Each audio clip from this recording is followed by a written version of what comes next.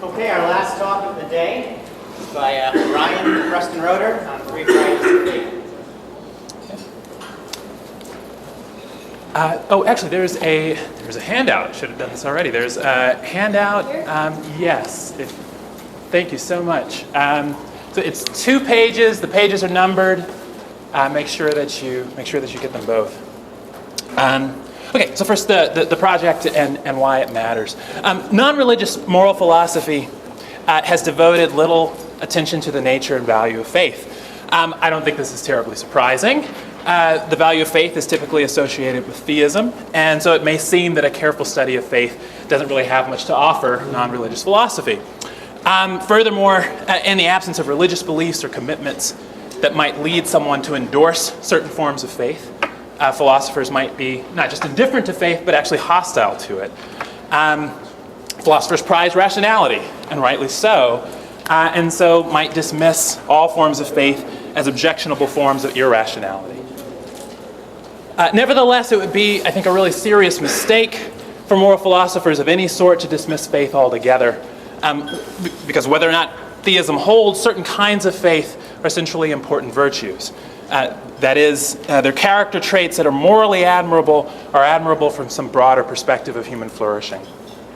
So a careful study of faith and the roles that it plays in human life promises to help us better understand aspects of moral life and aspects of human flourishing that are commonly overlooked or misunderstood. To that end, I want to consider 3 varieties of faith that a virtuous person has in people. Faith in herself, faith in her friends, her children, and others to whom she bears personal relationships, and a kind of faith in people's decency that I call faith in humanity. And so deepening our understanding of these forms of faith and viewing them as forms of faith promises to make at least the following contributions. First, I think it helps us better appreciate the significance of certain phenomena that are described in the literature on self-trust and epistemic partiality and friendship.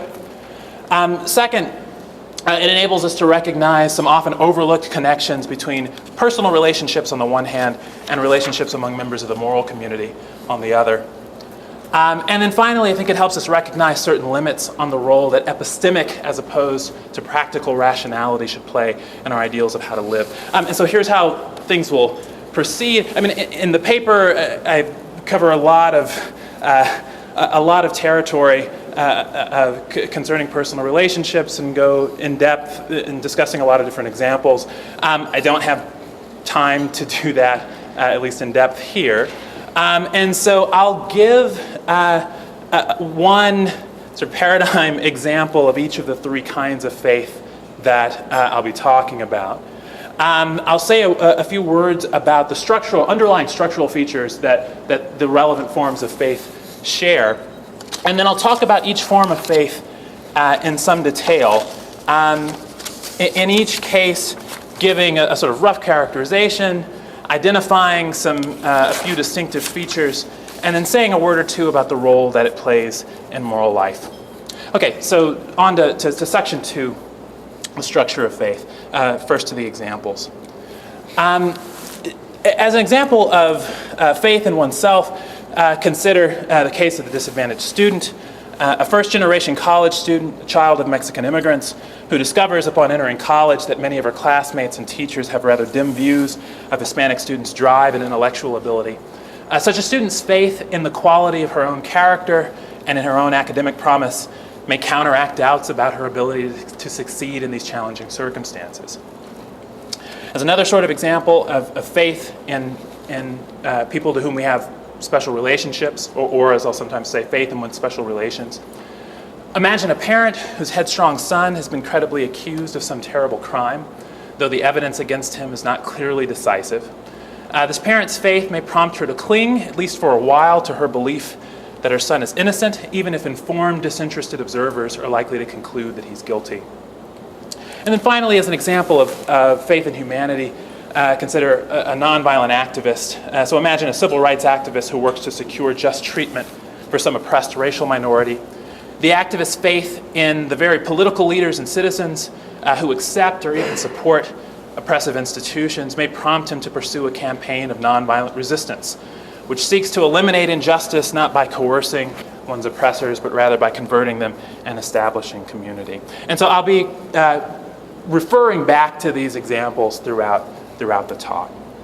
And so here's some important structural features that these forms of faith share. And just to be clear, I'm not intending to I'm not giving a sort of general analysis of faith. Rather, I'm identifying some centrally important features of the kinds of faith that I'm interested in here, and features that we can appeal to in order to understand the role that these forms of faith play in moral life, or more generally in just a good human life. So first, there's a cognitive element. So someone who has one of the relevant forms of faith is disposed to make certain characteristic kinds of favorable judgments about the person or people in whom she has faith. But the content of these judgments might vary considerably from one type of faith to the next. So while faith in humanity helps shape our moral judgments about other people's actions, attitudes, or capacities, faith in ourselves might shape our judgments about our own ability to achieve aims that we deem worthwhile, whether we take those aims to be morally significant or significant in some other way. A parent's faith in her child might influence her assessment of a very broad range of the child's actions, attitudes, or projects. By contrast, a teacher's faith in her student might influence just a limited range of judgments concerning the student's academic performance, maybe the academic performance in just a particular class. In each case, someone who has faith in a person has a kind of optimism about the person. She tends, in certain limited respects, to be optimistic with regard to them, or to give them the benefit of the doubt. So I should mention a couple of caveats before moving on. First, having faith in someone doesn't render us blind to evidence that the person's attitudes or actions merit condemnation. And second, having faith in someone does not render us incapable of making negative judgments about the person. For example, when we have overwhelming evidence that such judgments are apt. We might say that faith involves not blindness, but rather viewing the object of faith with a sympathetic eye. So next, and crucially important, is a volitional element. Someone who has faith in a person is not just disposed to make certain favorable judgments about that person. She also tends to be invested in the truth of those judgments. Furthermore, she's likely to be invested in actually maintaining her faith, even in the face of circumstances that are apt to undermine her optimism. In fact, she may cling to faith when she feels that it's been shaken or that it's vulnerable. So for example, someone who has some measure of faith in humanity may struggle to stave off cynicism when some acquaintance who she's grown to care about cruelly exploits her trust in him. She might cling to her faith, which may be somewhat fragile in the wake of the exploitation, by trying not to dwell on the injury she suffered, or by forcing herself to take a second look at people when she's tempted to write them off as hopelessly selfish or irresponsible. And then finally, there's an emotional element. Someone who exhibits a relevant form of faith in a person, as opposed to exhibiting mere naivete, recognizes that the beliefs that manifest her faith may be mistaken. And she is sensitive to evidence concerning the risk associated with acting on a given occasion on such beliefs. Nevertheless, she's disposed to feel encouraged, and so ready to take on, with courage and confidence, take on these risks for the sake of worthwhile ends.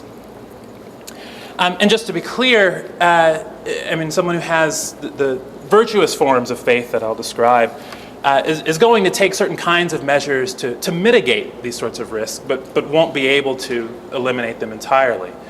So for instance, she might be discriminating in which risks she takes. When she does take on risks, she might take them incrementally where possible. And she may remain sensitive to the incoming flow of new evidence concerning how her actions will turn out, what will be gained if things turned out well, and what will be lost if things turned out badly. She might also adopt other sorts of measures that vary depending on the particular kind of faith she exhibits, and I'll be talking about some of these measures later on. Okay, so on to the particular forms of faith that we'll talk about. So first, faith in oneself. So as a rough characterization, someone who has faith in herself has a kind of optimism about the quality of her character and about her competence to achieve aims that she deems worthwhile. She tends to judge, in other words, that achieving these aims is a live possibility for her, even when she faces grave obstacles to doing so. And again, the case of the disadvantaged student I take to be a paradigm of this. So a few distinguishing features. Faith in oneself is associated with a distinctive sort of risk and distinctive responses to such risk. So having such faith makes it at least somewhat more likely to pursue aims that call for great determination, maybe uncommon delicacy of conduct, or some other rare or demanding exhibition of virtue or competence. But of course, if it turns out that we don't have whatever traits or skills are required to behave well in these cases, then we may make our circumstances worse instead of better. For example, if someone urges her friend who has marked symptoms of depression to see a therapist, but fails to do so with sufficient tact, then she might end up simply wounding the friend's pride and leaving him less likely to seek the help that he needs. And so someone who has the virtue of faith in herself is going to mitigate these risks to some degree in the kinds of ways that I talked about above. In particular, going back to this example of approaching this friend who maybe could be benefited by seeking therapy, she might assess the benefits associated with her approaching the friend as opposed to someone else's doing so. So faith in oneself is not just this force that sort of goads us into inserting ourselves into sort of morally fraught situations. She might reflect on her ability or inability to broach other sensitive but maybe less weighty subjects with the friend in the past. And if she does decide to urge her friend to seek therapy, she'll be sensitive to the friend's reactions as the conversation or series of conversations proceeds. And so now a bit about the role that this sort of faith plays in a good life. On one widely accepted and I think really plausible view, the virtues play a kind of corrective role, counteracting objectionable tendencies to which human beings are naturally tempted. So for example, the virtue of benevolence corrects for the natural tendency to attach too little weight to other people's needs or interests, especially the needs of people who live far away or belong to communities that are very different from one's own. The virtue of justice corrects for the tendency to make an exception of oneself or of people one cares about when we decide how benefits or burdens are to be distributed. Someone's faith in herself counteracts doubts that might naturally arise when she pursues aims that are worthwhile, doubts to which she might otherwise yield. Such doubts, we can divide these sorts of doubts into two types. So first, someone may have doubts about whether she has the character traits that are needed to behave well in her particular circumstances, or doubt that she has these traits to the requisite degree. So for example, someone who grew up in a broken home with an abusive and controlling father may be plagued with doubts about his own ability to remain a loving spouse or parent. Second, someone may come to doubt not that she has the character needed to perform well, but rather that she's competent to do so. So for example, this one hits home, a new parent arriving home from the hospital may be stricken with doubt about his or her ability to care for their newborn child. Such doubts, especially doubts of the second sort about competence, are apt to arise because very many of the projects that we pursue and which help make our lives worthwhile lie near the limits of our reach, or at least well beyond what we know we're capable of achieving. And so the exhibition of faith in oneself in these circumstances is significant, first of all, because the forms of doubt that it counteracts may be barriers to achieving worthwhile aims. And this is obvious. This first point is obvious enough. The sort of faith is significant because it counteracts doubt that might prevent us from achieving the worthwhile aims. And this corrective role may be especially significant for people like the student in my earlier example, who are members of oppressed groups or disadvantaged or marginalized in other ways. Second, such faith is significant because in some cases, and maybe this point is a little less obvious, the doubts that it counteracts are themselves manifestations of some kind of vice or problematic trait. So for example, in a case in which satisfying some moral requirement would involve making some great personal sacrifice, someone's doubts about her ability to behave well in that case might be fueled in part by her desire for whatever goods she will retain if she behaves poorly, a desire that's not appropriately tempered by her concern for other people's rights and interests. And so now on to section 4. In addition to having faith in herself, a virtuous person has a kind of faith in her friends, her children, her spouse, and other people to whom she bears personal relationships. And just for ease of expression, I'll often say that she has faith in her special relations. So this label covers a really broad range of phenomena. So the sort of faith might lead someone to judge that her friend has a live possibility of succeeding in some bold business venture, that her headstrong son is innocent, though he's been credibly accused of some serious crime, the example that I talked about before. Or that some bright and engaged student with whom she has worked closely can succeed in some challenging required course, even though his performance in other courses has been relatively weak. But these phenomena have some important features in common, and they can be usefully viewed as instances of one broad category of faith. Roughly, someone who has such faith is disposed to view her special relations favorably when she makes certain kinds of judgments about the quality of their actions, attitudes, or projects. So some of the distinctive features of this form of faith are as follows. First, judgments that derive from faith in oneself, which I just discussed a moment ago, concerns one's capacity to behave or perform well in the future. Such faith steels us for what lies ahead.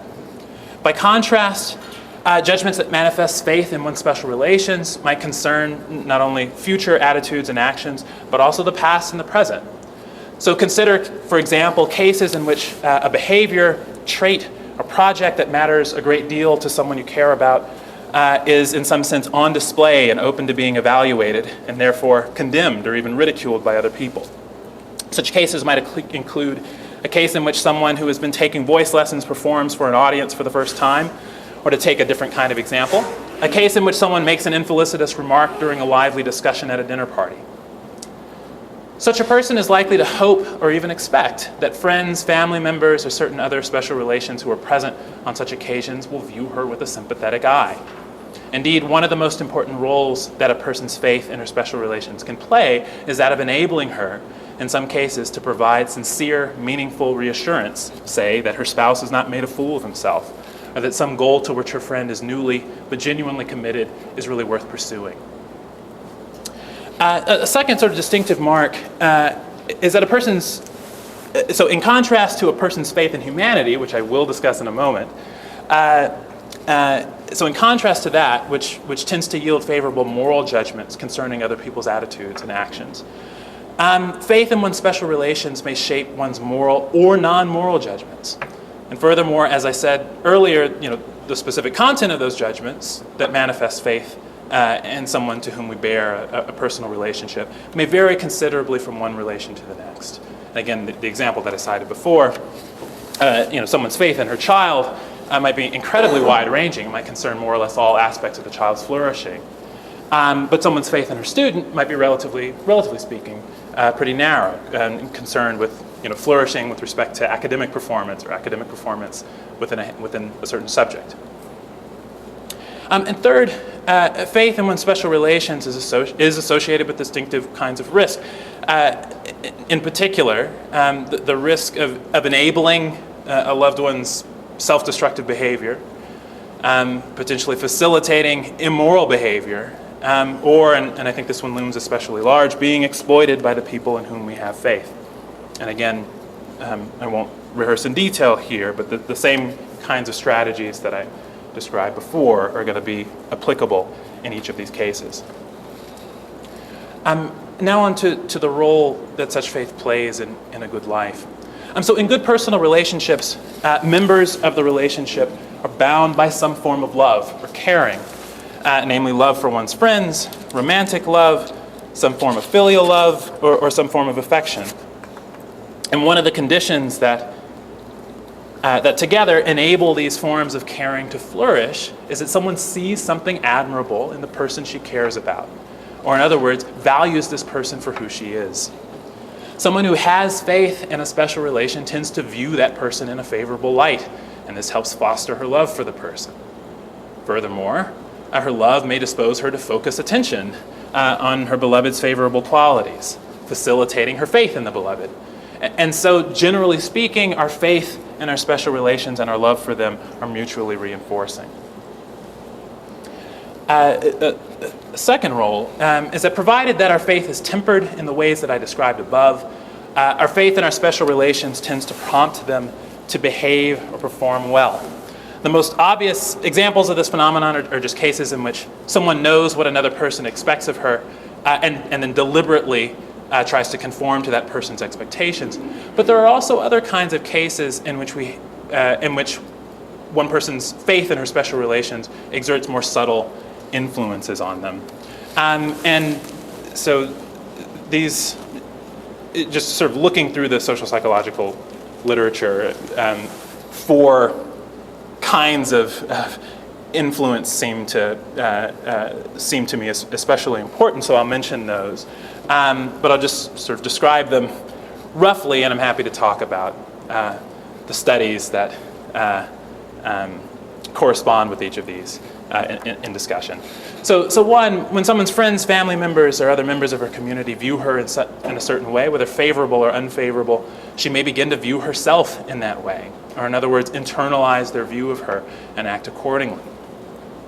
Second, when people form expectations about someone's behavior, they may send subtle behavioral cues, and she may respond directly to these cues by adopting the very behaviors that they expect. A third sort of subtle influence, when people expect someone to behave in certain ways, this may determine what opportunities they give her or withhold from her. And her exposure to these opportunities or lack of access to them may result in her adopting the expected behaviors.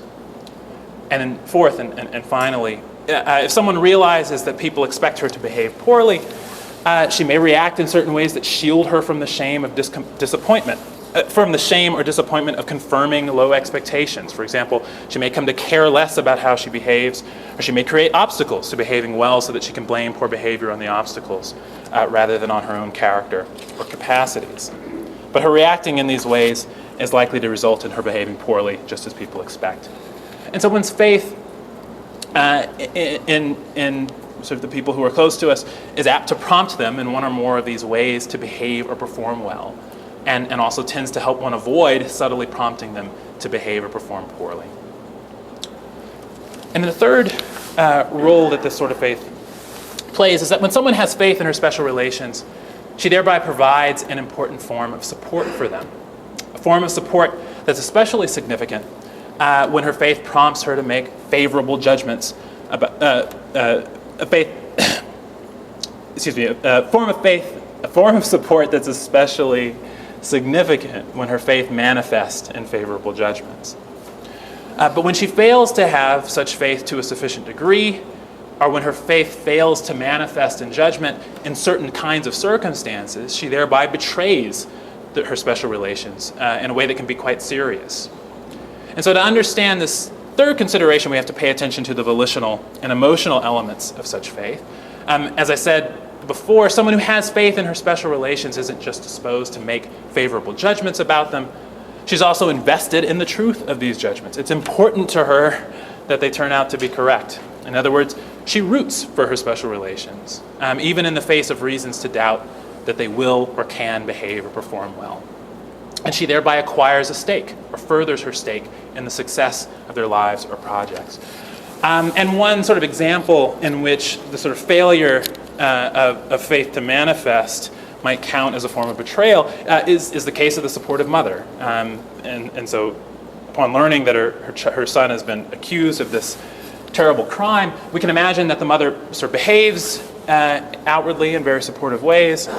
But later on, the son happens to hear her in conversation express that she really all along thought he was guilty. He might be not only disappointed, but actually view her giving up on him, or at least giving up on him so early, as a very serious form of betrayal.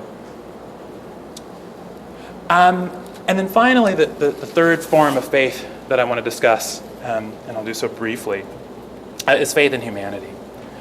So as a rough characterization, someone who has faith in humanity stands ready to view other people, and this is not just whether or not she bears some personal relationship to them. favorably when she makes moral judgments about the quality of their attitudes or their actions. Put roughly, she tends to see the good in people and to judge that, at least with the right forms of encouragement, they're capable of behaving decently and exhibiting morally decent attitudes. And so a paradigm example of this is the case of the nonviolent activists and really a range of social reformers who are fully aware of the bad things that people do, the various respects in which people can be base, but the part of the thought motivating the activist in the example is that if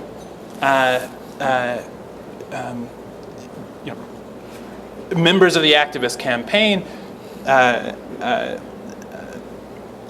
confront the authorities and confront people who are supporting the oppressive regime, if they confront those people in the right way, they can engage their moral sensibility and ultimately convert them. In other words, decent behavior is a live possibility for people, even though it's clearly not being exhibited here and now. So some of the distinctive features of faith in humanity. So first, it shapes only our moral judgments, and it is at least primarily a moral virtue. By contrast, faith in oneself and in one's special relations helps shape our moral and non-moral judgments. And these other two forms of faith are centrally important virtues from a much broader perspective of human flourishing. And here I have a note, apologize to Bradley. So I'll say a quick thing. In sort of previous versions of the paper, including, unfortunately, the version that I sent to Bradley, I sort of thought about the relation between these traits in a slightly different way, and I was trying to sort of just isolate the morally significant aspect of each of these forms of faith. And Bradley raised a question about that in his comments. I now think that that's a potentially really confusing, really misleading way to present things, and so I presented things a little bit differently here. But in any case, I think Brad's comment was picking up on the fact that was confusing. And yeah, I apologize for switching things up in that way. So let's see. So distinctive features. So the first was that faith is a sort of a distinctively moral virtue, whereas these other forms of faith in humanity is a distinctively moral virtue, whereas these other traits are virtues from some broader perspective of human flourishing. And second, as with faith in one's special relations, the risk associated with faith in humanity include being exploited and bringing it about that others are mistreated. But I think the most salient danger associated with faith in one's special relations is that of being exploited and being exploited oneself and enabling the special relations' own self-destructive behavior. And I think this just falls out of the special intimacy and vulnerability we have with respect to people with whom we bear personal relationships. By contrast, I think the most salient danger associated with faith in humanity, because it's by definition especially concerned with people who may be behaving badly or may harbor some vice. The most salient danger associated with faith in humanity is causing, or at least failing to prevent, other people from being mistreated. And again, the sort of same general strategies that I described before for how to deal with risk in faith apply here. And so now the role of faith in humanity in a good human life, and particularly in moral life. So faith in humanity is significant in part because of the results that such faith tends to produce. And so one such result is helping to prompt people in whom we have faith to behave decently or to exhibit morally decent attitudes. And because time is limited, and this mirrors a point that I made a moment ago with regard to faith and one's special relations, I'll just set this important point aside. And second, and this actually also mirrors another point, but it's sort of worth exploring and talking about the connection between them. Someone who has faith in humanity is invested in other people's decency. And so roots for these people to lead morally decent lives, even in the face of reasons to doubt that they can or will do so. She thereby ties her own flourishing in certain respects to the quality of these people's character and actions. When people in whom she has faith behave well, despite some obstacle, she may feel satisfaction. And if she expresses her faith in them, she may also receive their gratitude or even their gratitude or even the praise of peers who admire her perceptiveness. But when people in whom she has faith behave poorly, she may feel disappointment, be ridiculed by peers who think she's been duped, or even be mistreated by the people in whom she has faith. So there's an important respect in which someone who has faith in humanity thereby stands or falls with the people in whom she has faith, sort of casting in her lot with theirs. Standing by people in this sense is morally admirable, given the view, which I accept, that part of the significance and reason-giving force of moral principles is explained by the fact that observing these principles enables a person to live in a kind of community or solidarity with others, even though their interests and aims may differ considerably from her own. And so standing by people, as we do when we have faith in them, adopting other people's interest as our own, as we do when we have the virtue of benevolence, and limiting our pursuit of our own aims so that others can pursue their aims as well, as we do when we exhibit the virtue of justice, are all ways in which a morally virtuous person escapes her solitude and enters into this form of community. And so in closing, I want to return to some of the upshot, some of the sort of important features or important implications of the project. So one, I think thinking about these forms of faith and examining them together helps us recognize important parallels between our relations to other members of the moral community, considered as such, and our relations to people to whom we bear personal relationships. So part of being morally virtuous is exhibiting forms of trust and faith that mirror forms of trust and faith that ideally we have in people to whom we bear personal relationships. In both cases, exhibiting these attitudes is associated with similar kinds of dangers, and in both cases, it secures a similar good, namely drawing us into a valuable form of solidarity with other people. Second, recognizing the structures of these phenomena help us better understand their significance, and recognizing the underlying structures of these phenomena help us better understand their significance and the role that they play in a good human life. They also sort of helpfully extend or fill out some illuminating accounts in the literature of aspects of these phenomena. So for example, Simon Keller, Sarah Stroud, and others have offered illuminating discussions of the cognitive dimension of faith in one's special relations. Stroud calls this epistemic partiality. And both Stroud and Keller wish to claim, rightly, that this sort of partiality constitutes a valuable form of support for the objects of our faith, a way of casting in our lot with theirs.